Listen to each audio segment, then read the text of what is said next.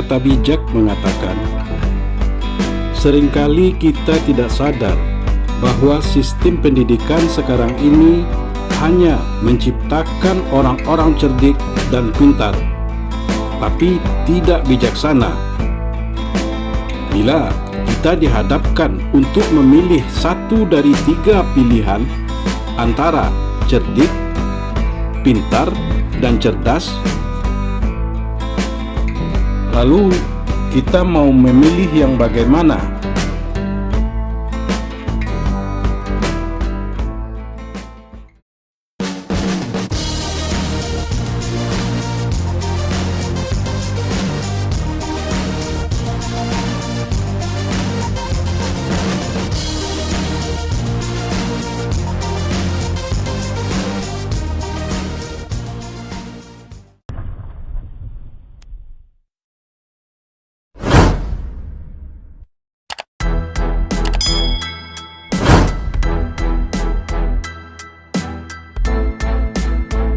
Cerdik itu pandai mencari jalan keluar dari permasalahan yang dia hadapi. Panjang akal, banyak akalnya untuk lolos dari setiap persoalan. Makanya, kecerdikan dalam penggunaan kata secara KBBI atau Kamus Besar Bahasa Indonesia tidak hanya bermakna positif atau baik, ada juga makna negatifnya. Karena cerdik identik dengan hanya lolos dari persoalan dirinya sendiri.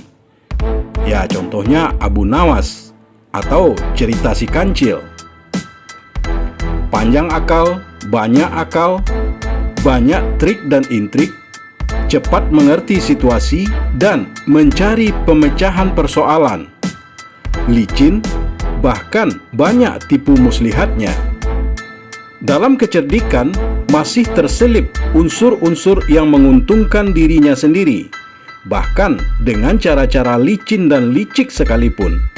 Karena cerdik tidak berhubungan dengan kemahiran atau keterampilan seseorang. Pintar merupakan keahlian seseorang dalam mengetahui suatu ilmu pengetahuan.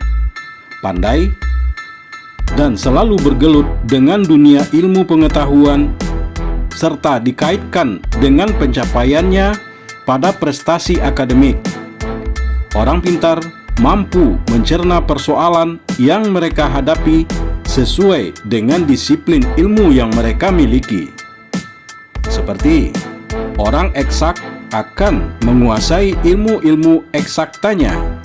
Demikian juga dengan orang-orang dengan disiplin ilmu sosial, budaya, hukum, dan lain-lainnya. Namun, orang-orang pintar dibatasi oleh ruang dan waktu. Maksudnya, mereka akan menjadi pintar harus melewati proses pembelajaran dalam masa waktu tertentu untuk menguasai disiplin ilmu yang akan mereka kuasai.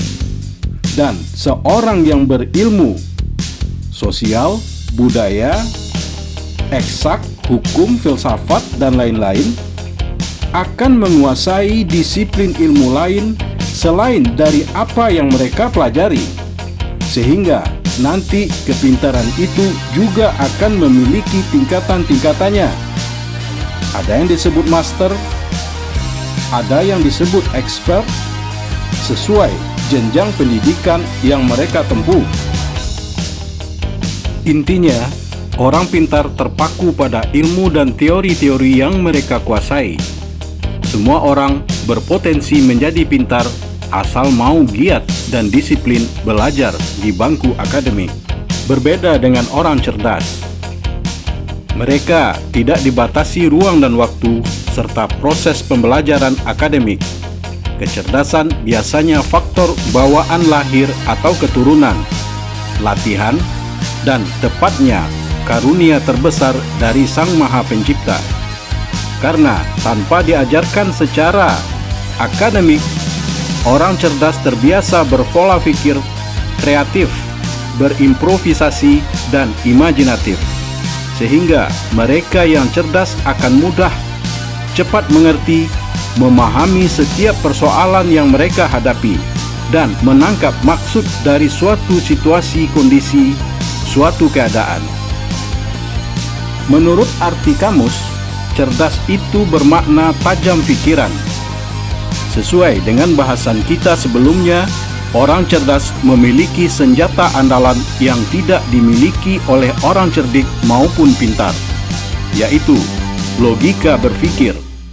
Teori-teori yang mereka dapatkan hanya sebagai pendukung.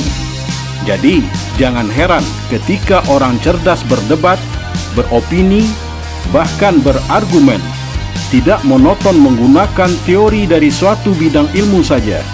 Kadang mereka bersandar pada teori lain, hukum, sosial, budaya, bahkan kitab-kitab suci menjadi acuan bagi mereka.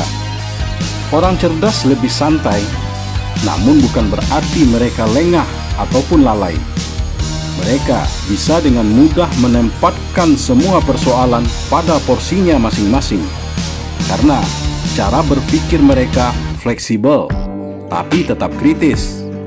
Hati-hati saja mendebat orang cerdas, apalagi dia seorang yang pintar dan terdidik pula secara akademis. Kesimpulannya, kalau kita diharuskan memilih satu dari 3 pilihan antara cerdik, pintar, dan cerdas, maka saya pribadi akan memilih cerdas. Meski bukan bawaan lahir atau keturunan, tapi kecerdasan dapat dilatih. Karena tingkat kecerdasan seseorang berdasarkan seberapa mampu dia menggunakan pikiran logisnya yang tidak kaku, atau kecerdasan seseorang tidak hanya dipengaruhi oleh faktor biologis saja, namun juga oleh faktor minat dan bakat diri masing-masing dalam beraktivitas.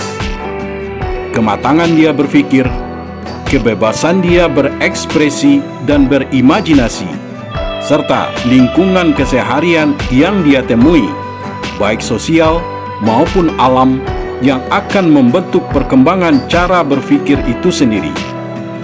Orang cerdas tidak hanya mengandalkan otak kiri atau kanan. Lebih tepatnya, mereka mampu mensinergikan antara akal, hati, dan jiwa dalam keseimbangan berpikir dan kehidupan. Wallahu a'lam bishawab. Assalamualaikum warahmatullahi wabarakatuh.